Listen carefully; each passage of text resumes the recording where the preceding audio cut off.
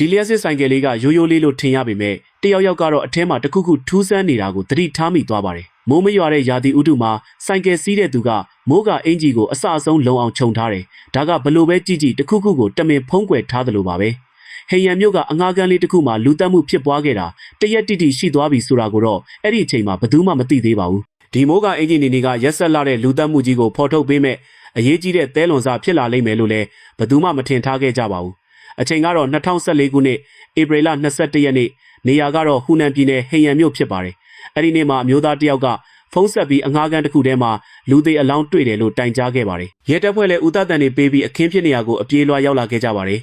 ်ပထမဆုံးတွေးလိုက်ရတာကတော့စောင်းနဲ့ပတ်ထားတဲ့တရိကန်ပုံစံအရာတစ်ခုပါပဲအဲ့ဒီကနေအနံဆိုးတွေကအရန်ကိုထွက်နေပါပြီရဲတွေကစိတ်ပြင်ဆင်ထားပေမဲ့လည်းအဲ့ဒါကိုဖွင့်ကြည့်လိုက်တဲ့အချိန်မှာတော့အားလုံးထိတ်လန့်သွားကြပါတယ်ကြည့်လိုက်တော့အသက်16နှစ်အရွယ်မိန်းကလေးတစ်ယောက်ရဲ့အလောင်းဖြစ်နေပါတယ်မိန်းကလေးရဲ့အောက်ပိုင်းကဗလာဖြစ်နေပြီးခြေအိတ်ရှည်တွေကိုခြေချင်းဝစ်အထိဆွဲချထားတယ်လက်နှစ်ဖက်ကိုတော့လျှက်စစ်ကြိုးနဲ့နောက်ပြန်ချီထားပြီးခြေထောက်တွေကိုဖက်နှက်ကြိုးနဲ့ချီထားကပါးစပ်ကိုလည်းတိတ်နဲ့ပိတ်ထားပါတယ်ဒါတွေမကသေးပါဘူးတေဆုံးနေတဲ့ပုံစံကရဲတွေတောင်ကြည့်ရတာရင်ထိတ်စရာကောင်းနေပါတယ်ဒါဟာတေဆုံးသူကမသေးခင်မှာရက်ဆက်ဆက်နှိပ်စက်ညှဉ်းပန်းခံခဲ့ရတယ်ဆိုတာကိုပြနေတာပါအလောင်းကိုပထမဆုံးတွေ့ပြီးတိုင်ကြားခဲ့သူကတော့အင်ရှင်ဦးဘူးဖြစ်ပါတယ်တေဆုံးသူရဲ့နာမည်ကပိုင်ရွှဲဖြစ်ပြီးအသက်16နှစ်ပဲရှိပါသေးတယ်ဒါကိုပထမဆုံးသတိထားမိတာကတော့ပိုင်ရွှဲရဲ့အခန်းဖော်ပါပဲအခန်းထဲကနေအနံဆိုးတွေထွက်လာတဲ့အပြင်အင်ရှင်ကပိုင်ရွှဲကိုဘလို့မှဆက်သွယ်လို့မရတာကြောင့်အခန်းတကားကိုဖွင့်ကြည့်ရာကနေအခုလိုဖြစ်သွားခဲ့တာပါဟူကင်းဆရာဝန်ရဲ့စစ်ဆေးချက်အရတေဆုံးရတဲ့အကြောင်းရင်းကတော့အသက်ရှူကျက်ပြီးသေတာဖြစ်ပါတယ်တယောက်ယောက်ကလေပင်ညှစ်တက်လိုက်တာပါလူသက်လက်နက်ကတော့ဘေးမှာရှိနေတဲ့သပင်အချောက်ခံဆက်ကြိုးဖြစ်ပါတယ်ဆရာဝန်ကပိုင်ရွှဲရဲ့ခန္ဓာကိုယ်ထဲကနေအမျိုးသားတယောက်ရဲ့ဗီဇနမူနာတွေကိုလည်းထုတ်ယူနိုင်ခဲ့ပါတယ်ဒါကြောင့်ရဲတွေကဒီအခန်းဟာလူသက်မှုဖြစ်ပွားခဲ့တဲ့ပထမဆုံးနေရာလို့သတ်မှတ်လိုက်ပါတယ်ဒါကတော့အဓမ္မပြုကျင့်ပြီးတတ်လိုက်တာဖြစ်နိုင်တယ်လို့ရဲတွေကယူဆထားပါတယ်ဒါပေမဲ့ထူးဆန်းတာကအခန်းရဲ့တကားနဲ့ပတင်းပေါက်တွေမှာဖောက်ထွင်းထားတဲ့အထောက်ထားဘာမှမရှိနေတာပါပဲလူသက်သမားကဘလို့လှုပ်ပြီးအထဲကိုဝင်လာတာလဲဒီအတွက်ကြောင့်ရဲတွေကယူဆချက်၄ခုထားရှိလိုက်ပါတယ်ပထမကတော့တော့ကိုနီးပညာသုံးပြီးဖွင့်တာဒုတိယကတော့ပိုင်ရွှဲတကားဖွင့်တဲ့အချိန်မှာနောက်ကနေအတင်းလိုက်ဝင်တာတတိယကတော့လူသက်သမားကတကားခောက်လို့ပိုင်ရွှဲကိုယ်တိုင်ဖွင့်ပေးတာစတုထကတော့လူသက်သမားစီမှာအခန်းတော့အပိုရှိနေတာပါပဲကဲဗီဒီယိုကြည့်နေတဲ့တငယ်ချင်းတို့ရောဘယ်တစ်ခုဖြစ်မယ်လို့ထင်ကြလဲအဖြေကိုကွန်မန့်မှာရေးပေးခဲ့ကြပါဦးအဲဒီနောက်မှာတော့ရဲတွေကဒီယူဆချက်တွေကိုတစ်ခုချင်းစစ်ဆေးခဲ့ပါတယ်တကယ်လို့တော့ကိုနီးပညာသုံးပြီးဖွင့်တာဆိုရင်တော့အိမ်ထဲမှာပွတ်တိုက်မိတဲ့ခြေရာတွေကြံခဲ့ရမှာပါဒါပေမဲ့စစ်ဆေးကြည့်တော့ဘာခြေရာမှမတွေ့ရပါဘူးနောက်ပြီးနောက်ကနေအတင်းလိုက်ဝင်တာဆိုရင်လေပိုင်ရွှဲကအော်ဟစ်တ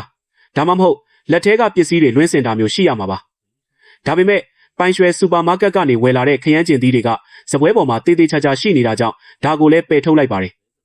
်ဒါကြောင့်လူသက်သမားကပိုင်ရွှဲနဲ့ရင်းနှီးတဲ့သူဖြစ်နိုင်တယ်လို့ပိုင်ရွှဲကိုယ်တိုင်တကားဖွင့်ပေးတာဒါမှမဟုတ်တော့ရှိနေတာပဲဖြစ်ရပါမယ်ဒါကြောင့်ဒီအမှုကရင်းနှီးတဲ့သူကကျူးလွန်တာဖြစ်နိုင်ပါတယ်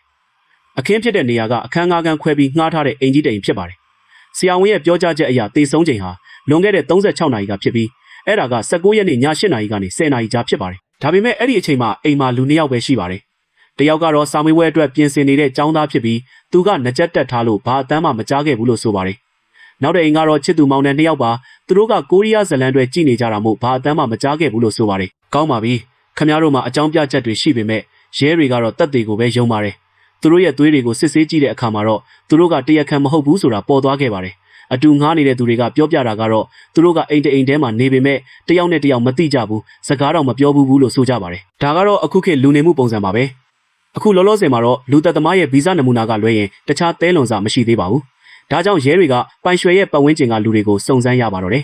ပိုင်ရွှဲဟာအိမ်ချမ်းမြေအယောင်းဝန်တန်းတစ်ယောက်ဖြစ်ပြီးအလုပ်ထဲမှာလူချစ်လူခင်ပေါ်တဲ့သူဖြစ်ပါတယ်သူကစိတ်သဘောထားကောင်းပြီးပွင့်လင်းတာကြောင့်လုပ်ဖော်ကင်ဘက်တွေကသဘောကျကြပါတယ်မကြခင်မှာပဲလျှို့ဝင်လို့ခေါ်တဲ့လုပ်ဖော်ကင်ဘက်ကသူ့ကိုအတင်းလိုက်ပိုးခဲ့ပြီးသူတို့2ယောက်ဟာချစ်သူတွေဖြစ်သွားခဲ့ကြပါတယ်လျှို့ဝင်ကပိုင်ရွှဲရဲ့အခန်းထဲကိုအဝင်အထွက်ရှိသလိုတော့လည်းရှိပါတယ်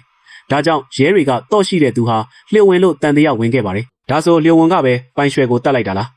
ဒါကြောင့်သူ့ကိုစခန်းကိုခေါ်ပြီးသွေးစစ်ကြည့်တဲ့အခါမှာတော့ပိုင်ရွှဲရဲ့ခန္ဓာကိုယ်တွေကဗီဇနဲ့မတူနေတာကိုတွေ့လိုက်ရပါတယ်။အဲ့ဒီအချိန်မှာပဲလျှို့ဝန်ကရဲတွေကိုပြောပြတာကတော့ပိုင်ရွှဲကိုလိုက်နေတဲ့နောက်ထပ်အမျိုးသားတစ်ယောက်ရှိသေးတယ်။သူကတော့မန်နေဂျာဂျာဖန်ဖြစ်ပါတယ်။စုံစမ်းကြည့်တော့ဂျာဖန်မှာမိသားစုရှိပြီးသားပါ။ဇနီးတဲ့နဲ့လည်းအဆင်ပြေနေတဲ့သူဖြစ်ပါတယ်။ဒီလိုအခြေအနေမှာသူက19နှစ်အရွယ်မိန်းကလေးကိုတွားပိုးနေတာဖြစ်လို့ရဲတွေကသူ့ကိုတန်တရားဝင်ခဲ့ပါတယ်။ သူကပိုင်ရွှဲကိုမရလို့များအညိုးနဲ့တတ်လိုက်တာလားဒါပေမဲ့စစ်ဆေးကြည့်တဲ့အခါဂျာဖန်ဟာအခင်းဖြစ်တဲ့အချိန်မှာမိသားစုနဲ့အတူခရီးသွားနေတာဖြစ်လို့သူလည်းတရားခံမဟုတ်ဘူးဆိုတာသိကြသွားပါတယ်အဲ့ဒီနောက်မှာတော့ရဲတွေကပိုင်ရွှဲနဲ့ရင်းနှီးတဲ့အမျိုးသားတွေကိုတယောက်ချင်းစစ်ဆေးခဲ့ပေမဲ့တန်တရားဖြစ်စရာတယောက်မှမတွေ့ခဲ့ပါဘူးဒါကြောင့်ရဲတွေကရင်းနှီးတဲ့သူတတ်တာမဟုတ်ဘူးလို့ဆုံးဖြတ်လိုက်ပြီးနောက်ထပ်ဖြစ်နိုင်ခြေတစ်ခုကတော့တော့ရှိတဲ့သူပဲဖြစ်ရပါမယ်အငှားကန်ဖြစ်တဲ့အတွက်အရင်ကငှားဘူးတဲ့သူတွေစီမှာတော့ရှိနေနိုင်ပါတယ်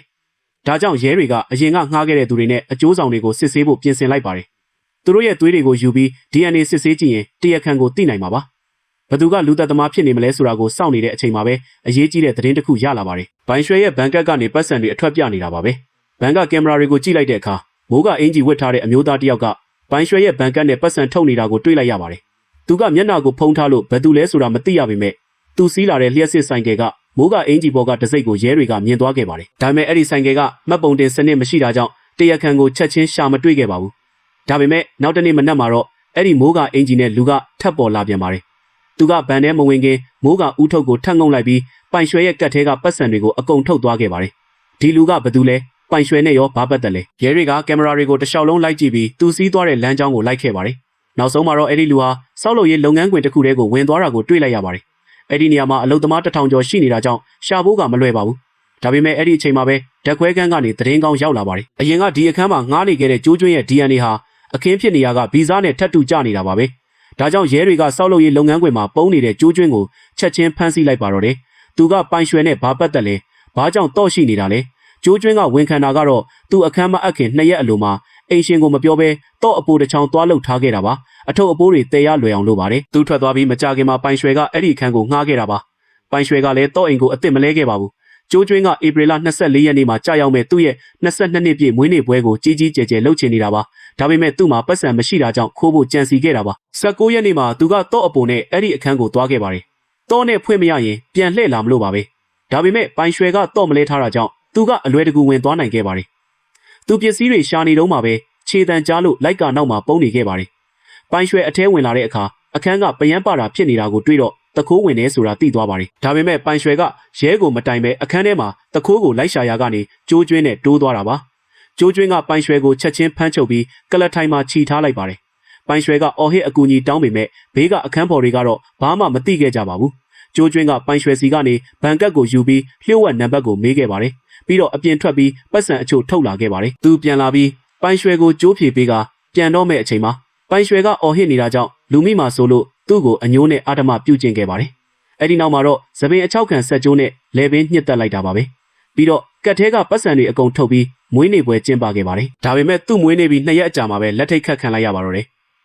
ဒါကြောင့်အပြင်မှာအိမ်ငှားနေတဲ့သူတွေအနေနဲ့တော့အိမ်ကိုချက်ချင်းလဲဖို့သတိပေးကြပါတယ်တခုခုမတင်ကားရင်လူများတဲ့နေရာကိုပြေးပါမိမနဲ့ယောက်ျားရဲ့ခွန်အားကတကယ်ပဲကွာခြားလုံးလို့ပါ